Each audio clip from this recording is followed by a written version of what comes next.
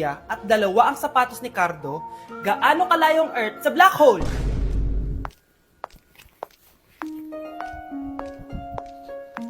Hindi man lumabas ang mga nireview ko, ang importante, maganda ako. Nay, sorry. Napagastos ka pa tuloy sa pagpapa-hospital sa akin. Ano ka ba anak? Nawala na nga sa akin yung kuya mo, di ba? Ayoko namang mawala ka din sa akin. Hello po, good morning. Dok, ano po balita? Makakalabas na po ba si Scarlett bukas? Ma'am, may good news po ako. Pwede na po lumabas si Scarlett bukas. Salamat sa Diyos! Hindi na ako magiging pabayang ina. Ayoko na maulit yung nangyari sa kuya mo. Nay, ano pala nangyari kay kuya? Hindi mo pa nakakwento sa akin yun. Ha? Bata pa yung kuya mo, anak, nung nawala ko siya sa palengke. Mare, magkano tong sitaw? 50 na lang sa'yo, Mare. Ang mahal naman, Mare. Pwedeng 20 na lang to. Mga laruan ba yun? Ang ganda nun na. O siya, sige na, kumare naman kita eh. Ayun yung gusto ko sa'yo eh. Tara na, anak. Anak, anong lugar na to? Nasaan yung batang yun? Nasaan na si nanay?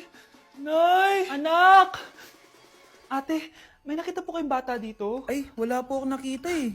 Nasaan na ba yun? Anak! Simula noon, hindi ko na nakita yung kuya mo, Scarlett. Hanggang sa may pumuntang pulis sa bahay natin. Ang sabi nila, patay na daw siya. Grabe naman yung nangyari kay kuya, Nay. Ang lungkot naman po pala nung nangyari sa kuya ni Scarlett. Sige na po, ma'am. Kailangan ko pa pong bisitahin yung mga ibang pasyente. Sige po, Dok. Salamat po. Anak, ang importante, makakauwi ka na bukas. Opo, Nay. Makakapag-thirst trap na ako ulit.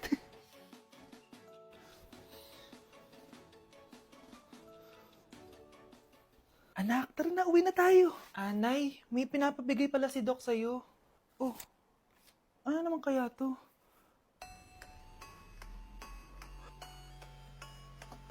Ano nangyari yun? Wow! Gising na siya! Ang pala mo nandito sa bahay. Nay, wag ngayon please. Alam mo, bilib din ako sa'yo eh. Wala na nga tayong makain, nagpabuntis ka pa. Buti pa yung anak ni Rosa, pag-aaral ay natupag. Nakakawalang gana! Yan, umalis ka! Diyan ka magaling! Kasalanan mo to! Sinira mo yung future ko! Ate, please, tigilan mo yan. Walang kasalanan yung bata. Hindi! Dahil dito, galit sa akin si nanay. Kaya dapat mawala na to! Ate, wag! Ate! Anak, kain ka na. Nay, Sorry anak ha sa mga sinabi ko. Hayaan mo, babawi ako sa'yo ha.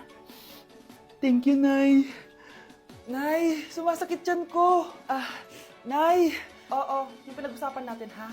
Hihintayin ko lang mga anak tong babaeng to.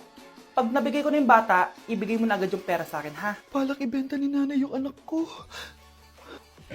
O anak, okay ka lang? Walang iya ka, Nay! Ang sama mo!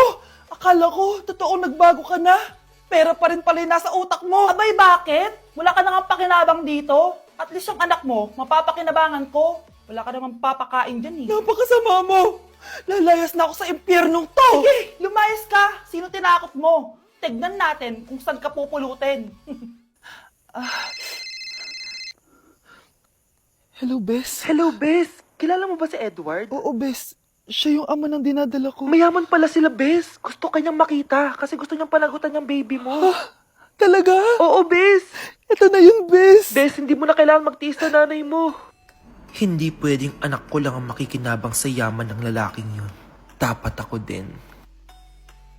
Delivery po. Anong delivery? Parang wala naman ako in-order, kuya. Nakasulat po dito, Susan. Kayo po ba yun, ma'am? Oo. Sige, baka nakalimutan ko lang.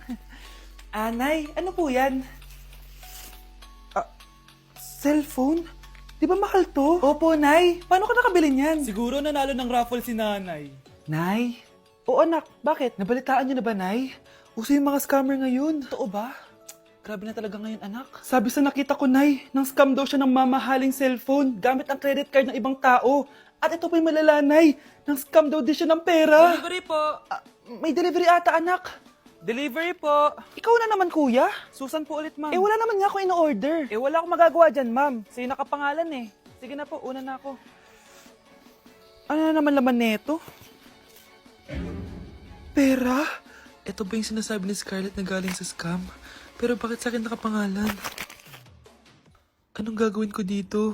Hindi naman ako yung scammer. Nay, may naghahanap po sa inyo sa labas. Ah, anak! Sige, pupunta na ako.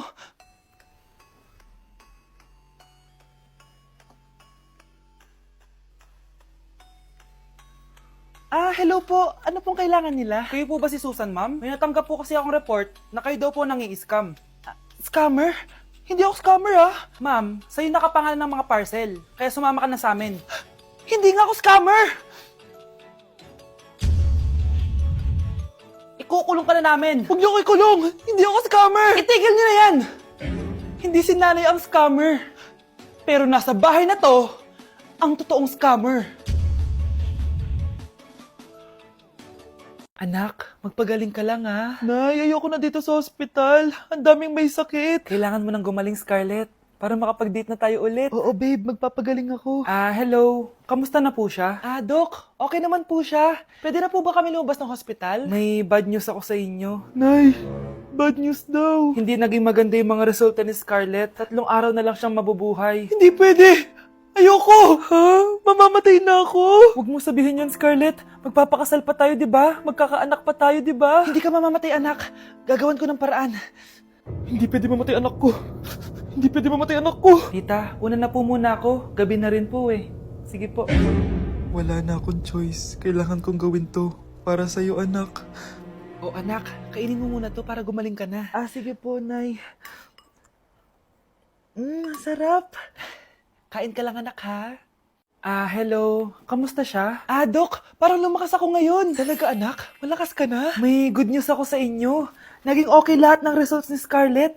Grabe, parang himala. Pwede na kayong lumabas dito sa hospital. Makakalabas na tayo ng hospital, Nay! Oo, anak! Gagawin ko lahat para sa'yo, anak. Sa wakas, nakauwi na din tayo, Nay. Namiss ko tong bahay natin. At dahil dyan, pagluluto kita ng paborito mong ulam, anak, para di ka na magkasakit. Grabe, ang sarap naman neto, Nay. Parang kakaiba yung karne neto, pero ang sarap. Kain ka lang, ha? Teka, Nay. Dumating po ba yung boyfriend ko? Ah, nandito siya, anak. Totoo, Nay? Nasaan siya? Babe! Ayan siya. Kinakain mo.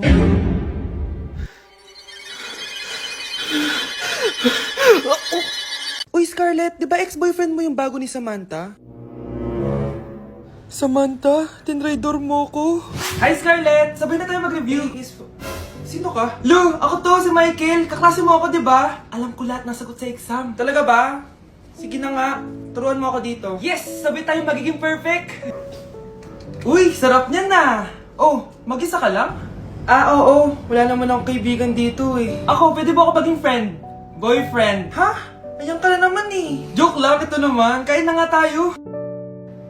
Oh, Scarlett, ano yan? Ba't ka na kasi mangot? Bagsak kasi ako sa quiz kanina. Naku, okay lang yan. Ako nga, araw-araw bagsak sa'yo eh. Ha? Ano sabi mo? Sabi ko, smile ka na kasi pasado ka naman sa akin. Alis na ako, pasok na ako ah. Baliw! Ay, umuulan pa! Ang mga gamit ko! Ayan, di ka kasi nagdadala ng payong. Pag ikaw nagkasakit ha, salamat ka, nandito ako.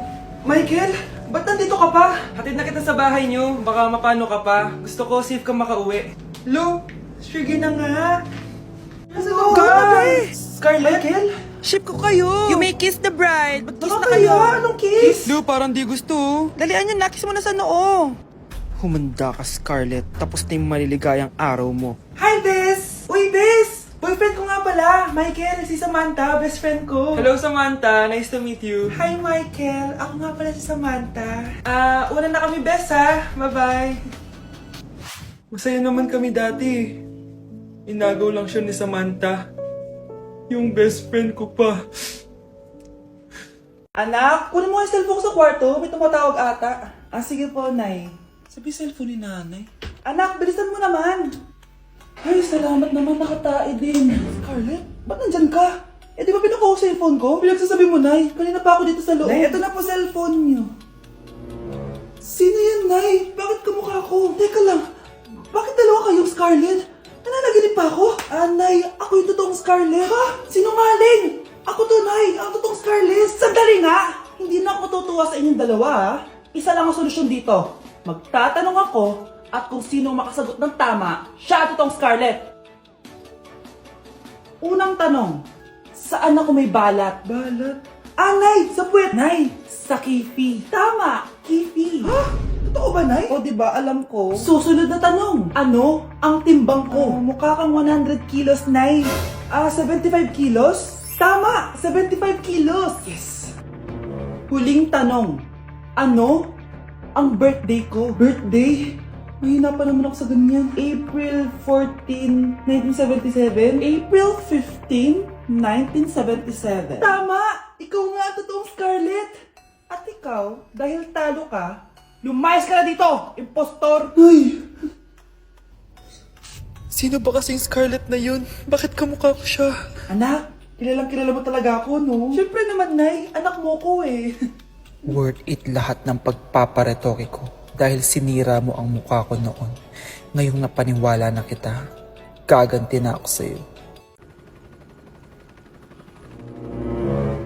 OMG, grabe yung baha, oh. For sure, marami naman nakurakot si Dad. Paldo.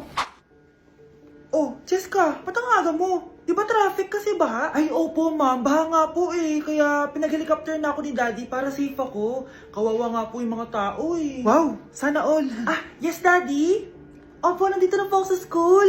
Yung baon kong 1 million ha. Send mo na. Ha? 1 million yung baon niya? No! Binasa mo yung Chanel bag ko! Sorry, Cheska. Alam mo ba kung magkano to, ha? 600,000 to! Mas mahal pa to sa bahay nyo! Napakamahal naman yan. Whatever. Papabili na lang ulit ako. Salamat ka, mabait ako. Nahiya naman tong 300 peso na bag ko. Be, tara sa kantin. Nag-crave ako ng siomay tsaka ng kwek-kwek. Tara. Pwede bang sa Wolfgang na lang tayo mag-lunch? Hindi kasi ako sanay sa mumurahing pagkain. Be! Anong kala mo sa akin? Anak ng CEO? Ano ba yan? Hindi ba kayo binibigyan ng allowance ng daddy nyo? Ako na nga lang. Hindi ka naman ganyan dati. Okay, class. Si Cheska na ang bago nating treasurer. Ma'am, wag si Cheska. Kukurakutin niya lang yung class funds natin.